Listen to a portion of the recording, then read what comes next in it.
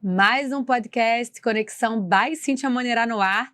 E hoje a gente vai falar sobre cirurgia plástica com o meu convidado, que é especialista em mamoplastia em L, Dr. Kreisky Rebassa. É um prazer enorme ter você aqui, Dr. Kreisky. Muito obrigado pelo convite, estou muito feliz de estar aqui, muito à vontade de compartilhar alguns conhecimentos e informações para os pacientes. Com certeza. E aí, a primeira pergunta, eu queria que você contasse um pouquinho sobre a sua formação, né, e a sua especialização em cirurgia plástica, que já tem aí uns 15 anos, né, Dr. Kreisky? Isso, eu sou médico peruano, eu me formei, o pré-grado foi no Peru, aí eu sempre tive esse sonho de sair do país para poder fazer minha especialização.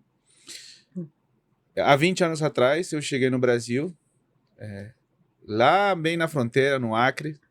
Foi toda uma aventura, porque eu não conhecia ninguém, o português era mais ou menos.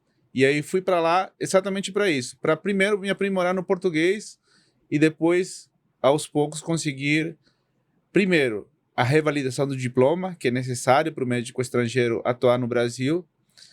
Em segundo lugar, a minha residência em cirurgia geral, que foi lá em Cuiabá, no Mato Grosso, onde nasceu a minha primeira filha. Uhum. E há 15 anos eu moro aqui no Rio, tenho essa felicidade de morar aqui, porque as meninas amam, a minha segunda filha é carioca. Você é um peruano carioca, já nato. Muitos dizem que a minha esposa já é mais carioca do que muita gente que nasceu aqui.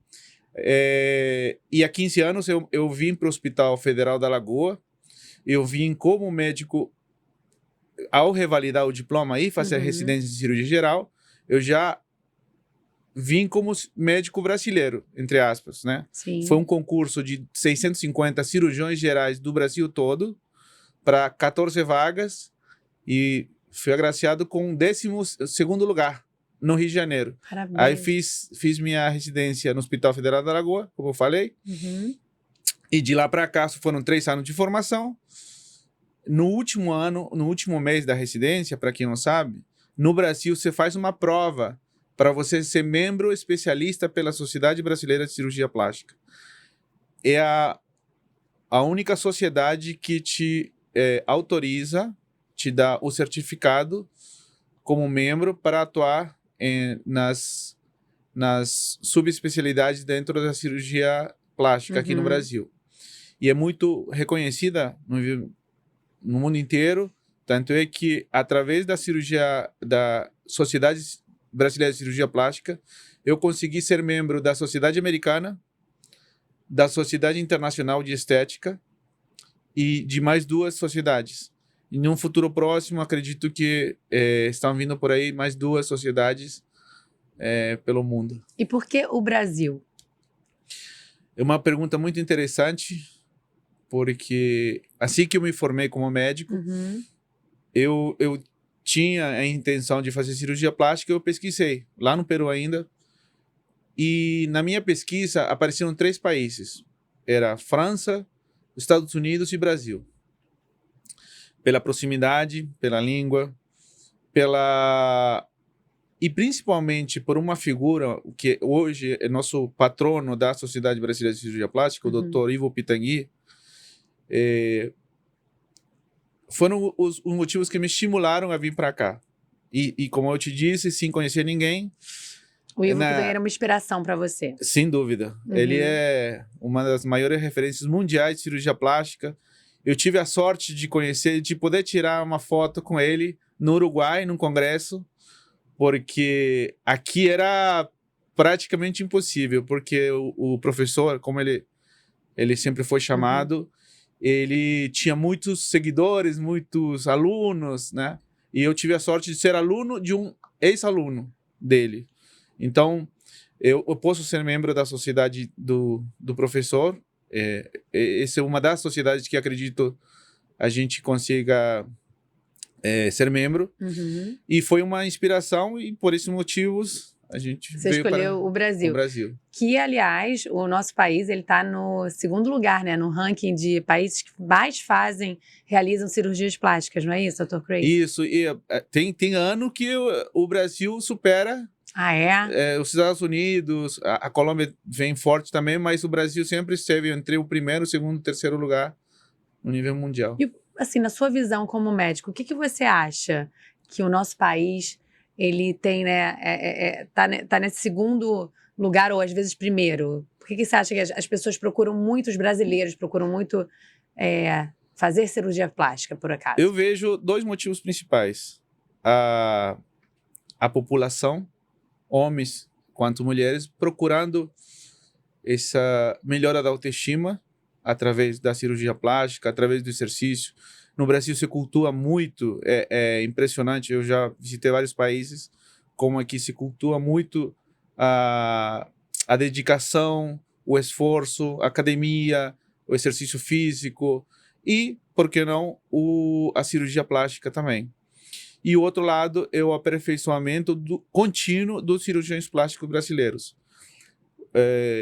Sempre acreditei que tudo que o meu conhecimento que eu levo hoje para alunos meus, eu adquiri aqui. Para mim, os brasileiros estão entre os melhores do mundo. Acredito isso fielmente. Então, eu sempre procuro me aperfeiçoar com vários amigos, vários colegas aqui do Brasil e poder levar esse nosso conhecimento para outros países também. Agora eu queria falar sobre a sua especialização, né? E, na verdade, uma escolha que você teve, né, dentro da cirurgia plástica, se especializar em mamoplastia em L. Desde o início, há 15 anos atrás, sempre foi um objetivo, o contorno corporal como um todo. No início da minha carreira, eu fazia rinoplastias, fazia lifting facial, fazia outro tipo de cirurgias. Ao longo dos anos, eu fui tendo uma afinidade muito maior pelo contorno corporal. E há 3 anos, basicamente dedicado à mamoplastia, à cirurgia da mama. E com essa técnica, essa associação de técnicas que conseguimos montar nossa metodologia há 3 anos, hoje 80% dos meus pacientes me procuram por essa Por conta cirurgia. da mamoplastia em L. Mas o que que você sentiu, assim, de carência, digamos assim, né? Que levou, falou assim, não, peraí, vou focar nisso, porque eu tô vendo aqui que isso aqui, a maioria das mulheres, né, tem essa dor, né, tem essa falta. Anatomicamente, a parte central do tórax é a parte que menos, eu vou simplificar, Tá. que menos cicatriza bem. A diferença das outras áreas, da central e da lateral. Por esse motivo, desde a residência, era minha obsessão ou diminuir a cicatriz ou esconder ela. Porque cirurgia sem cicatriz, infelizmente, ainda não foi criada alguma tática ou técnica que não nos poupe de uma cicatriz. Por esse motivo, eu fui atrás do conhecimento de cicatrizes menores, assim como muitos colegas, no aprimoramento com cursos, congressos, palestras. E o que foi o divisor de águas há 3 anos foi uma enquete que eu fiz com 10 amigos, cirurgiões plásticos, 5 homens e 5 mulheres. Naquela época, eu tinha vontade de fazer um curso, né? Os cursos têm um custo muito elevado, mas eu gostei de uma frase que eu ouvi: é mais elevado o custo que você leva de ter o desconhecimento da técnica do que o valor que você pagou por tal ou qual curso. Então eu fiz essa enquete para 5 amigos homens E 5 mulheres. e 5 mulheres. Eu falei, colegas, esse valor, essa inscrição para esse curso é tanto, um valor bem elevado.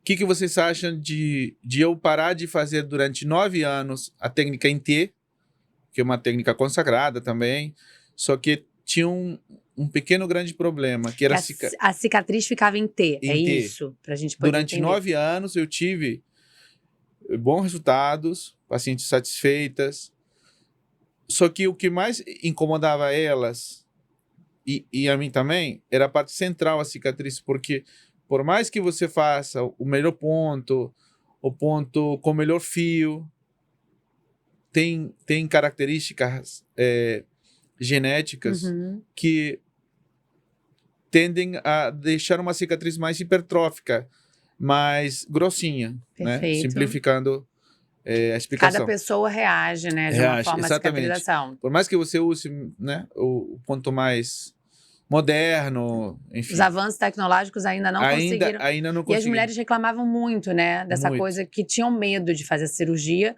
por conta da cicatriz ficar ali mais visível, grotesca, enfim. E aí, os 5 homens, amigos meus, cirurgiões plásticos, falaram assim, Kreisky, eu acho que não compensa um valor tão alto pagar um curso para você aprender uma técnica que nos está indo muito bem com a cicatriz em T. Eu fiz a mesma pergunta, Cíntia, para 5 amigas minhas. Mulheres. 4 mulheres, cirurgiãs plásticas, 4 do Rio e uma do Sul. As 5 me disseram, foi unânime, assim como os homens, foi unânime, que valia muito a pena o investimento. E essa frase que me marcou, essa é uma frase que eu levo sempre. Só uma mulher para saber ou valorizar a importância da ausência de uma cicatriz no meio do tórax. Nossa, perfeito. Com certeza. Biquíni, vestido decotado, roupa à vontade para poder usar com ausência. De novo, por mais que você faça o que for, com a melhor das intenções, muitas das vezes as cicatrizes não ficam da forma que a gente espera. E aí entrou, né, a sua técnica de como é que você falou, usou a palavra? Você sistematizou. Exatamente. Você sistematizou a mamoplastia em L. Eu quero que você explique para quem não conhece o que significa, o que é a mamoplastia em L. Então, isso é um ponto muito importante, porque eu já até ouvi alguns comentários, li alguns comentários, que a gente estaria se apropriando de uma autoria e uma coisa que a gente reforça sempre. Essa técnica, a técnica inicial, foi publicada há 100 anos. Exatamente 100 anos. 100 anos. 100 anos já tem essa técnica. Mas essa é a minha opinião, por que ela não era tão difundida? Primeiro, porque tecnicamente era difícil reproduzir, que todos os cirurgiões façam da mesma forma. Tecnicamente, acredito que a cirurgia em T seja mais fácil.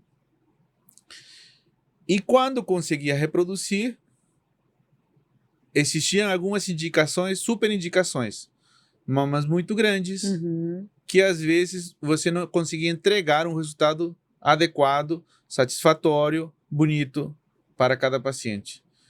O que a gente fez é a sistematização da nossa metodologia é nada mais que juntar as técnicas mais modernas, juntar com aquela técnica inicial e agrupá-las para poder levar um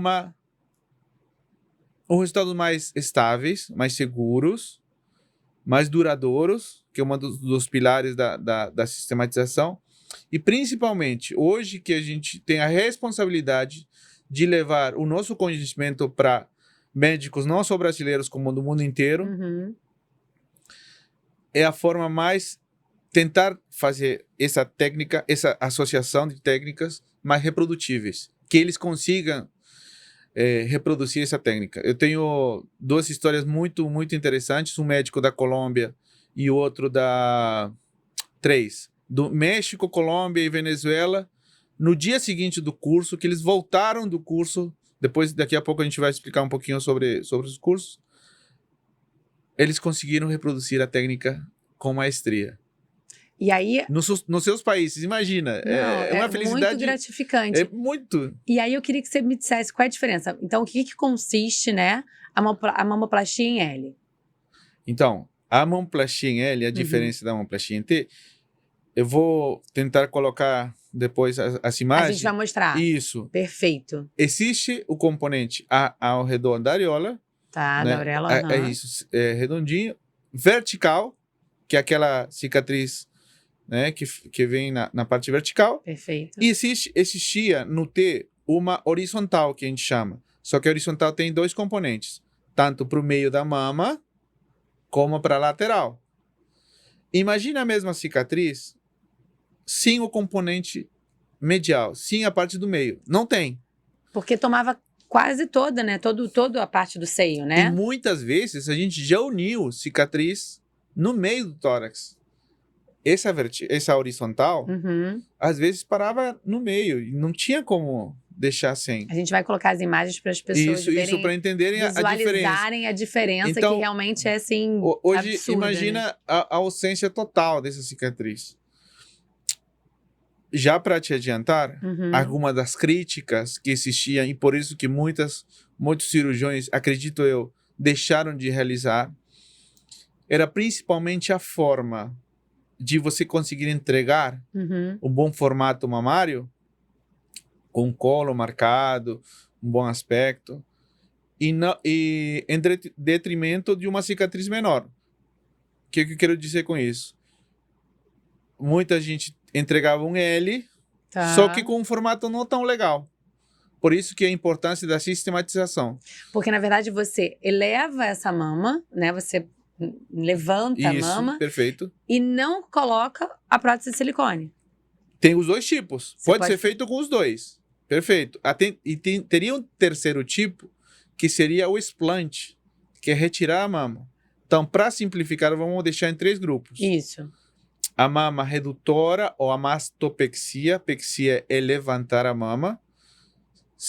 Pode ser feita com ou sem prótese. Quando a gente não utiliza a prótese mamária, a gente utiliza o próprio tecido, principalmente o tecido inferior da mama.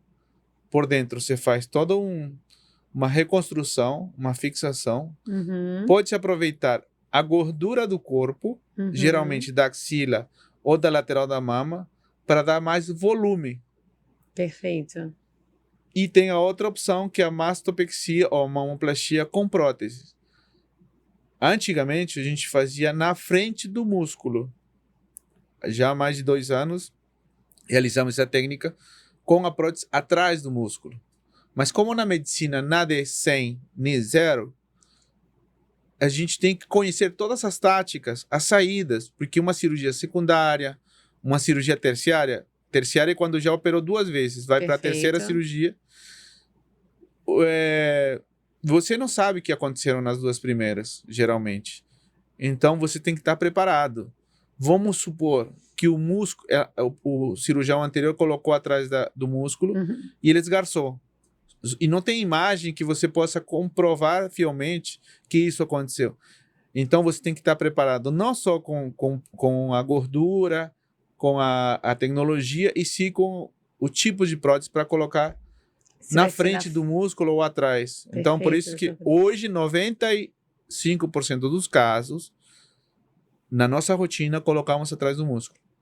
Mas 5% nessas alterações anatômicas, temos que ter uma saída. E não dá para começar a pensar na hora da cirurgia. Perfeito. Você tem que prevenir e ter todo o material disponível para realizar uma cirurgia segura, principalmente.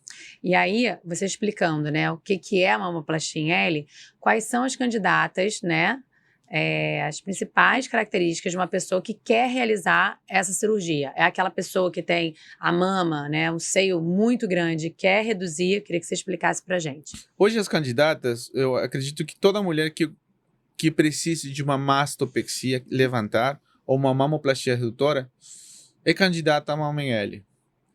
Existem alguns desafios. Pacientes com uma hipertrofia é o aumento da mama, muito grande.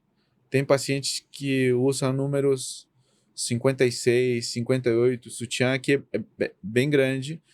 São esses pacientes que consideramos desafios, e até hoje, aliás, até semana passada, completamos. Eu estava no Peru, operando, eu fiz 6 cirurgias mamárias, e A última foi a número 400 400. da nossa estatística. Uhum. Aí, esse número vem... A gente acredita que nos próximos meses, ainda esse ano consigamos, para nós, a marca histórica de pelo menos 450, 480 cirurgias.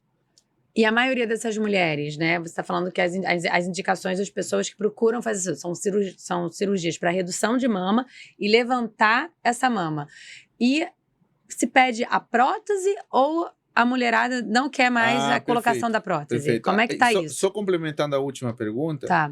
quem seria a candidata ideal? Uhum. Para mim, hoje, toda mulher que quer levantar, eu faço. Agora, quem que eu não mediria esforços para indicar em ele? Quem tem antecedentes de cicatriz queloide. Ela uma mulher que já fez cesárea. Sim. Tem uma cicatriz hipertrófica ou cicatriz queloidiana, um queloide. Ela para mim, é prioridade fazer em L. Por quê? Porque a gente já discutimos que na parte central, a maior propensão a ter um queloide. Perfeito. E quando você não coloca a cicatriz, não tem como aparecer o queloide. Uma vez que você colocou, você pode fazer de tudo que muitas vezes a gente não consegue melhorar a cicatriz. Às vezes piora a cicatriz. Hoje nos congressos, se você vê escrito na porta da sala, se está discutindo o tratamento de queloide, Uhum. eu te garanto, Cíntia, é a sala mais cheia de todo o congresso. Porque uma das coisas mais preocupantes, uma das coisas que mais estudamos para poder entregar a um paciente uma cirurgia com uma cicatriz menor e mais bonita. Com certeza, Dr. Kreisky, porque eu acho que nós mulheres, não sei, acho que é no universo feminino, né?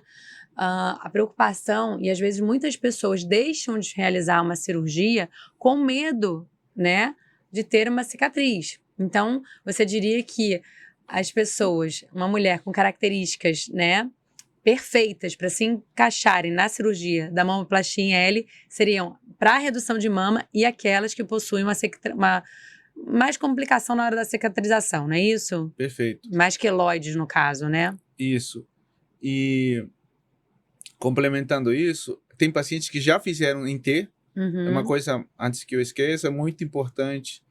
Também são candidatas ao L. Aí você vai me dizer, mas espera aí, não tem sentido se já tem cicatriz medial, por que não fazer outra cicatriz em cima? E uma coisa que eu bato na tecla com meus alunos, com meus pacientes e demonstro com as cirurgias. Ninguém garante que nessa segunda ou terceira cirurgia você vai ter uma cicatriz tão boa quanto você teve na primeira. Imagina se você refaz toda a cicatriz em T e você não teve a sorte ou a evolução que você teve na primeira e tem um queloide, uma cicatriz hipertrófica. Ou seja, vai ter uma coisa redobrada aí. E se já tem uma cicatriz queloidiana, ainda assim eu faço em L. Por quê? Porque no final da cirurgia eu consigo retocar só aquela cicatriz do queloide. E não existe a tensão. Quanto maior tensão, o próprio corpo puxa para um lado, puxa para o outro. Existe maior propensão a alargar ou a ficar uma cicatriz hipertrófica. Vou colocar a imagem, você deve ter com certeza, Sim. né? De um antes e depois, já com uma Perfeito. cicatriz com queloide. Agora, a pergunta é, as mulheres estão procurando essa redução de mama com a colocação da prótese ou elas estão abrindo mão do silicone? Perfeito. Sempre que vem, quando o paciente chega no meu consultório, por mais que eu coloque muita prótese, faça muita cirurgia com prótese, eu sempre indico, a minha tendência, a minha orientação é 100. E é uma orientação que vai contra a maioria. Então, a maioria quer... A maioria dos colegas indica prótese já desde o início. A cirurgia com o próprio tecido, e isso eu falo para o paciente, vai dar mais trabalho para mim, porque eu vou montar a mama com o próprio tecido.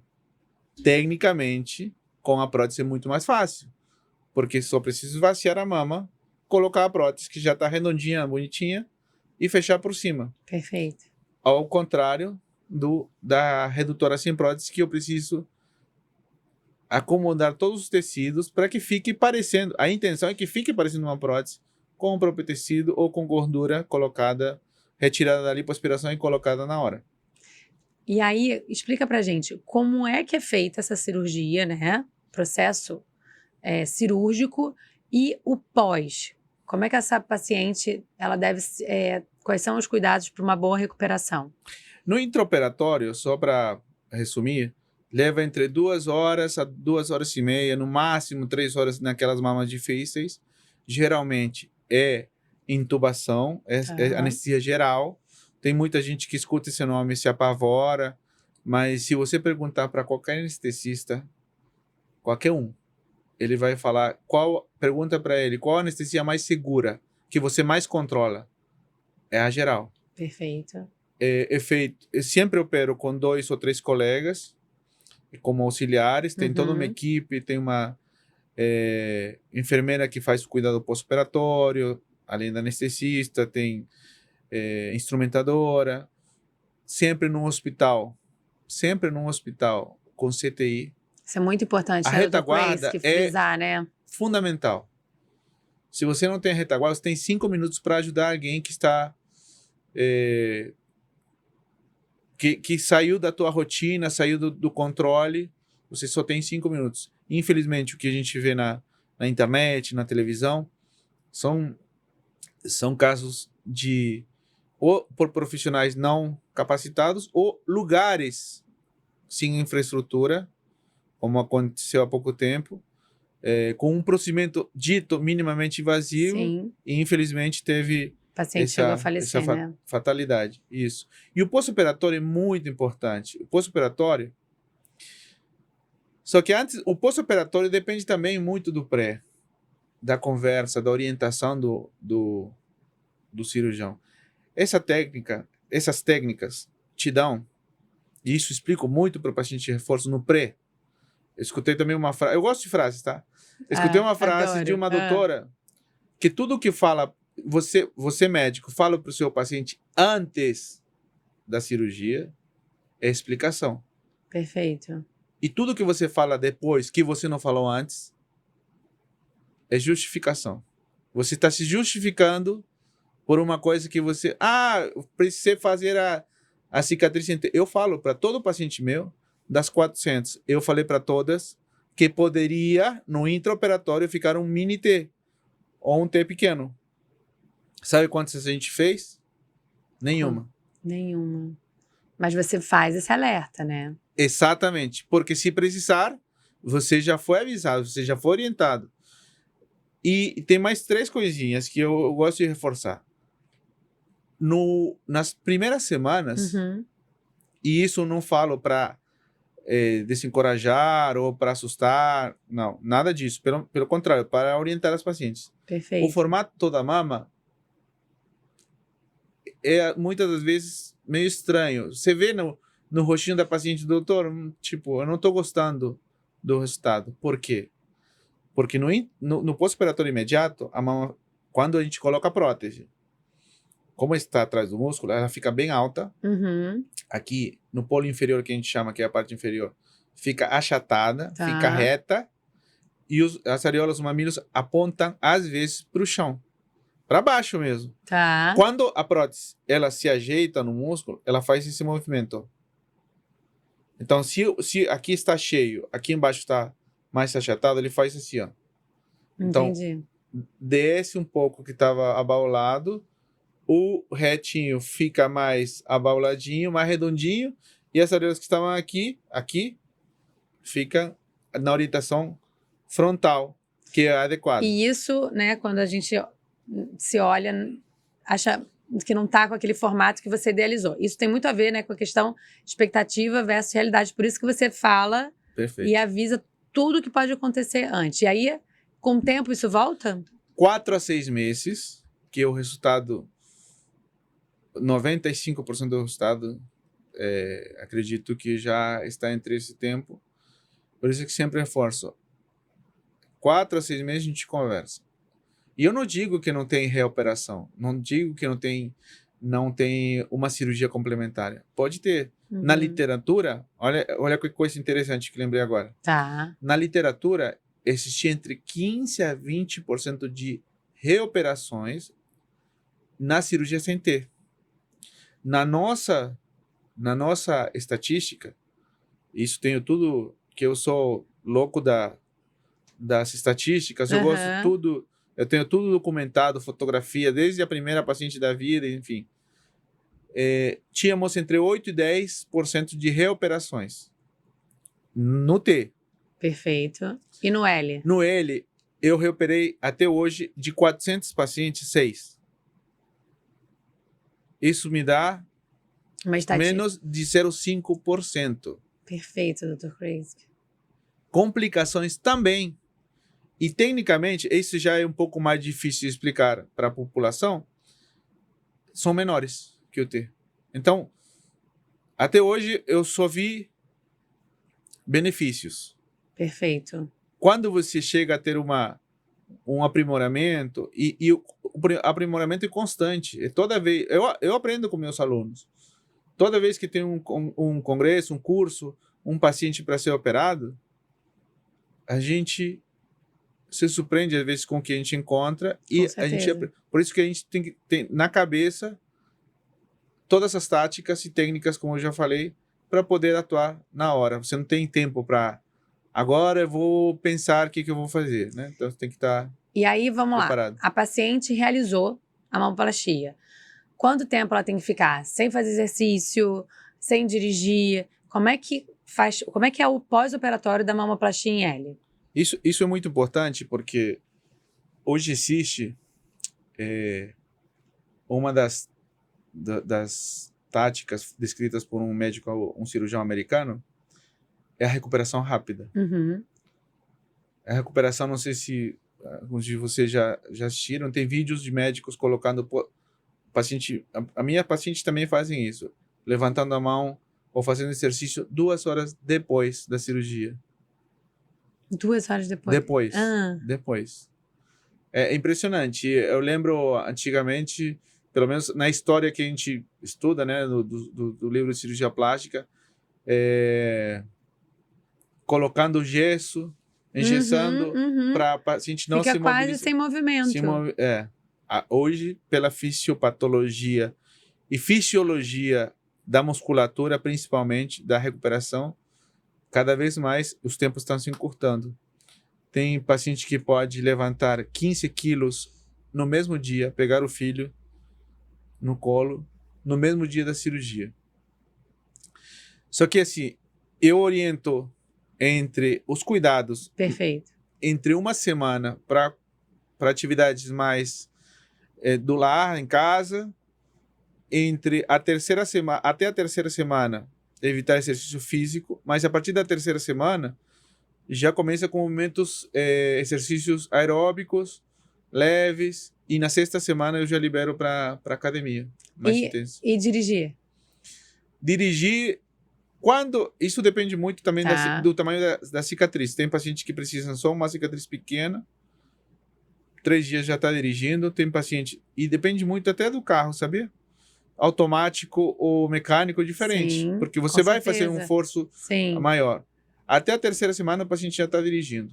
Entre a segunda e a terceira já... Então o cuidado é mais na questão mesmo de fazer esses movimentos, né?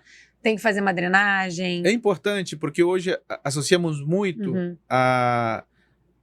Quase 90% dos pacientes têm não só mamoplastia, e sim lipoaspiração da axila e da lateral da mama. Toda mulher, pelo menos que entra no consultório, que vai fazer a mama, reclama de um gordinho aqui na lateral. Verdade, doutor. Então, a gente já une o útil ao agradável, porque a gente coleta a gordura lateral, que te dá uma mama mais bonita, mais redonda. E na cirurgia a gente guarda, deixa quietinho aqui, ó. Por quê? Porque quando termina a cirurgia, você fez tudo, levou seu tempo, está tudo bem, só que você olhou para a mama, tem 1 centímetro que está te incomodando. De diferença, Sim, de uma para outra. O que sim. você faz? Se você desmontar a mama inteira para refazer tudo, o mais provável, como já deu ponto, já cortou, é que dificilmente você consiga até aquela assimetria leve que tinha antes. Então, o que você faz? Pega a gordura, se chama mama híbrida, porque tem prótese por baixo, Uhum. e um pouquinho de gordura nessa parte que ficou diferente. Aí você equilibra as mamas. Então, é muito importante explicar no pós-operatório. Tem muita gente que pergunta dor. Hoje, com as técnicas retromusculares, com todos os cuidados que a gente tem dessa recuperação rápida, cada vez são menos os incômodos. Antigamente era muito mais, era mais agressivo. E para ser bem sincero, não lembro quando foi alguém que me reclamou, doutor, estou morrendo de dor. Hoje tem medicamentos também, analgésicos, anti-inflamatórios, que são muito efetivos. Então, em um mês, assim, já tá livre para fazer Já tudo. está ganhando medalha de ouro nas Olimpíadas, né? E com uma mama nova. Adorei saber. Agora, o que eu queria saber mais sobre a mamoplastia em L, né? Você explicou num contexto. Vamos especificar, assim, as vantagens dessa plástica, mamoplastia em L. Primeiro, cicatriz reduzida. Eu colocarei ali, no primeiro pilar, tenho 5 pilares da mamoplastia em L. O primeiro pilar é cicatriz reduzida e bem posicionada, escondida. Uhum. Se você reparar, você usa o cortininha, que chama? Cortininha. Sem problema nenhum. Perfeito. Porque não tem parte central da cicatriz. Isso primeiro. Segundo, tempo de cirurgia. Menos de 3 horas. A gente já realizou cirurgias em L de 1 hora e 45 minutos. Perfeito. Por quê? Porque você tem tudo protocolado, tudo já sistematizado. Lógico que tem paciente que tem alguma característica individual, tem um músculo mais curto, mais longo, aí você vai adaptando, mas você já está preparado com as estratégias. Terceiro, muito, muito importante, um pilar, para mim, um dos que, como eu te falei, menor grau de complicações. Perfeito. É absurdo como a gente consegue ter menor grau de deiscência, que é a abertura dos pontos, necrose e qualidade de cicatriz. Por quê? A prótese estando atrás do músculo, ela é sustentada. Uhum. E a cicatriz, como eu te falei no meio da entrevista, ela toda a força que faz ela abrir, tentar abrir, como seria o peso da própria prótese, Perfeito. vai causar uma das complicações que é a deiscência e o alargamento da cicatriz. Como a prótese já está sustentada pelo músculo, não tem mais essa pressão. E fora as necroses, outras infecções, cada vez menos, é impressionante. E o quinto pilar? O quinto pilar, esse já vai mais para os meus alunos. A reprodutividade. A gente estamos trabalhando para publicar essa associação de técnicas, reforçando que não é minha técnica, é uma associação que a gente conseguiu. Isso sim, eu tenho o maior orgulho de falar que é nossa sistematização, é a forma que a gente ensina e a forma que a gente faz a cirurgia, para publicar na maior revista do mundo de cirurgia plástica. Então a gente está com esse objetivo ambicioso, mas acreditamos que vamos ainda esse ano conseguir isso. Com certeza. E aí você falou, esse é o quinto pilar, que seria para os seus alunos. E, na verdade, era o quarto, e o quinto também é para eles. Para eles, uma coisa muito importante também, quando você vira referência, você, como profissional, isso vai para os colegas que se especializam não só em mamoplastia, em L, em rinoplastia, em lifting facial, em lipoaspiração, é o aumento do ticket, é o aumento dos seus honorários. Você vira... E aqui eu preciso te contar por que eu fui para o Peru. Eu não ia para o Peru esse mês. Eu só ia em outubro, quando eu fui convidado para palestrar pela minha universidade. Também cirurgia mamária, né? Lógico. Eu fui convidado... na verdade, tem umas 3 semanas que meu irmão, que também é cirurgião plástico lá, vou tentar resumir essa história, mas é bem interessante. Ele me liga, é uma sexta-feira, e as minhas sextas aqui são bem atarefadas, eu tô bastante paciente e tal. Ele me liga, irmão, me atende, porque é uma coisa importante. Eu falei, que foi? O que aconteceu? Porque como a gente conversa muito de pacientes, a gente troca, né, informações, conhecimentos. Eu falo assim, acabou de sentar na minha frente uma paciente daqui da nossa cidade, Trujillo, e ela quer que você venha operar ela aqui, esse mês. Pra ontem, né? Você aqui no Brasil, que ele quer... Eu falei assim, irmão, você vai me desculpar, mas não tem lógica, não tem como parar a agenda daqui e fazer tudo isso. Aí ele em tom de brincadeira, falou assim, você não entendeu. Ela falou assim, quanto é para você fechar a sua agenda e vir operar ela aqui? Dito e feito. Ela conseguiu. Eu fui. E é engraçado que eu já tinha ouvido histórias assim. Ah, o médico foi para Arábia para operar. Porque você criou isso, né? Você virou essa autoridade, essa referência, e a pessoa só confia no seu trabalho. Ou seja, se eu vou fazer essa cirurgia, eu só quero fazer com o Dr. Kreisky, né? E isso você fala para os seus alunos quando você tem... O primeiro grupo que eu mandei, que eu ia para o Peru, foi para o meu grupo de alunos. Que eu quero que eles sejam assim. Eu quero, assim como eu